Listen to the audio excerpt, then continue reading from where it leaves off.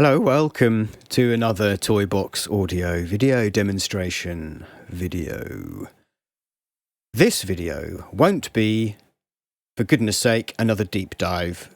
We've had enough of those. No, we haven't had enough of those. We'll do more of those, but we need some short form videos to explore some of the blocks in a more operation manual kind of interface. Rather than a reference manual, which is kind of what the deep dives end up being. So, operations manual level investigation of Bitcrusher. Here we go. Double click everything to reset, because I was doing other things. What have we got? We've got a sine wave going through a sample rate reducer. Fabulous. You can see what's going on there. You know what these things do, and you know what they sound like. They look like that.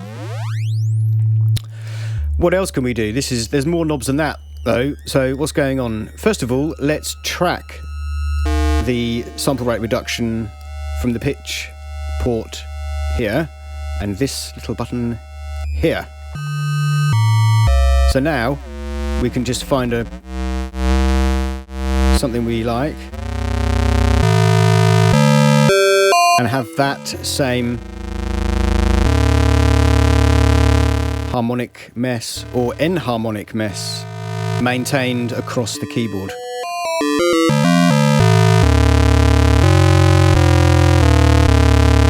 Lovely.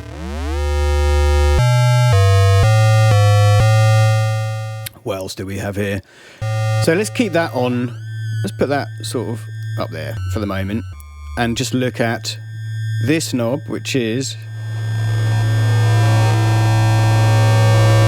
bit reducer. This is reducing the dynamic range of the signal. So if we turn that up again, we can see the bit reduction of the signal. There you go. That's what it looks like. And again, it's continuous. You can see it's not, if I hold shift down,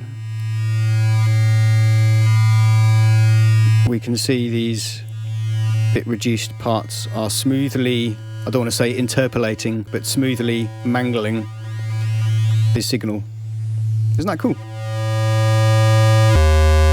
Of course, there's no real need to track bit crushing with the key tracking because it's not a frequency related phenomena, it's dynamics related. But it can have interesting stuff. It can create interesting movement into other noises. Anyway, I thought I'd just point out quickly the sound that we've got coming out of here is, it sounds like that because the envelope here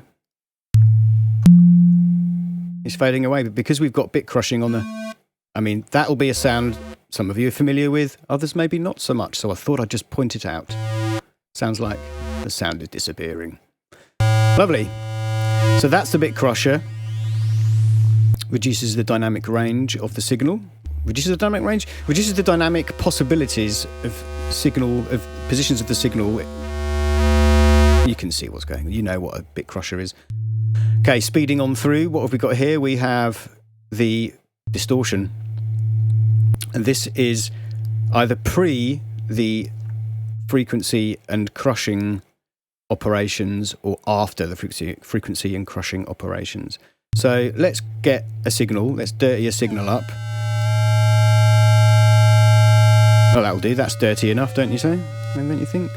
So before, if we distort the signal, which is only a sine wave, before going into the sample rate and bit reduction circuitry, these kinds of noises, we could change it.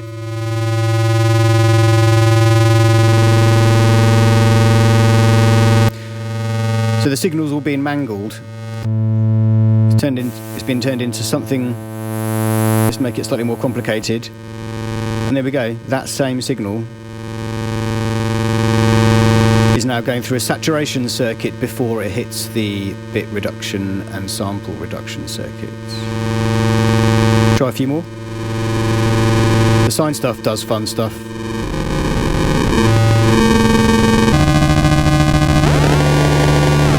You want it mangled? There you go. There's a mangle. And I mean, there's a the user's familiar with this little bit of switching here, is common to many of our circuit, many of the filter engines, distortion circuit, pre and post the mechanism of the block. Like I say, so this is pre the sample resampling and pre the bit distortion. Now on the other side of the block is post. So the squareness of these signals is now affected because the raw the digital signal data is now being passed through kind of distortion circuitry, which makes it do things like that. See, that's no post distortion. As we slowly post distort the signal, it turns into something like that, which is cool. Yeah.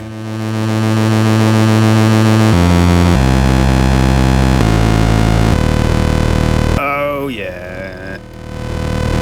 That's not lovely. Delightful Merry Christmas to this noise. So that's the post distortion device, and obviously all these distortion routines do crazy things against that crushed and sample rate reduced signal. So let's reset those, and what have we got here? We actually have one of my favourites. Let's put this back on something cleaner. We actually have an FM mechanism on here, and what that does is it modulates the sample rate. This at the the signal coming into it is moving the sample rate around according to the depth that this is implying. So let's make it slightly. So what have we got going through it? We've just got a sine wave. It's this block here. It's just a sine wave. But we can mangle it, give it more interesting stuff to modulate with.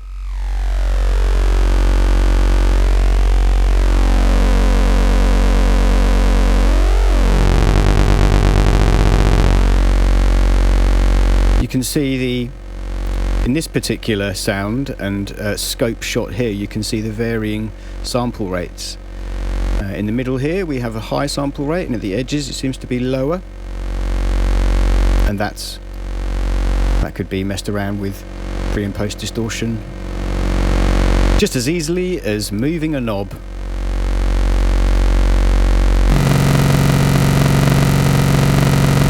Like this, or like that. That kinky's a good one. Seems to be kind of triangularifying that word we use almost 3 times a day. This flattened signal, this kind of squared signal. Look. Oh yeah, there we go, some brutal. But you can very clearly see the sample rate changing because of the signal we've got going to. We can probably observe a change in that as we change the frequency modulating signal.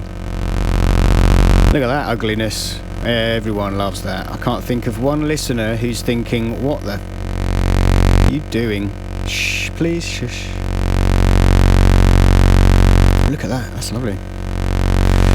Finally, I will look very briefly, because it really doesn't need much more than, say, a minute, on this post filter.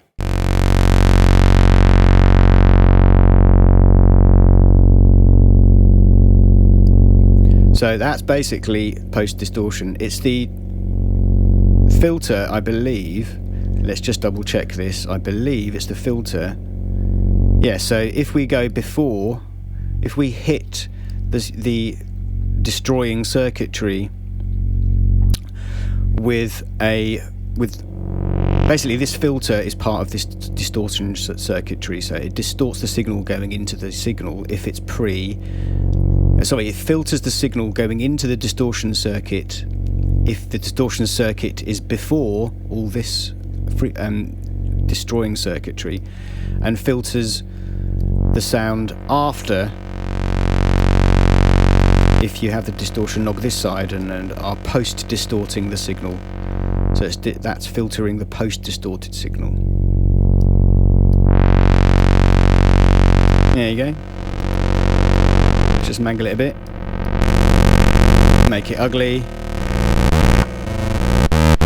Oh yeah. Wah, wah. And that's me. Thank you for listening. I hope that brought you some insight into fabulous new Bitcrusher. Thank you. Go off and make some noises. Goodbye.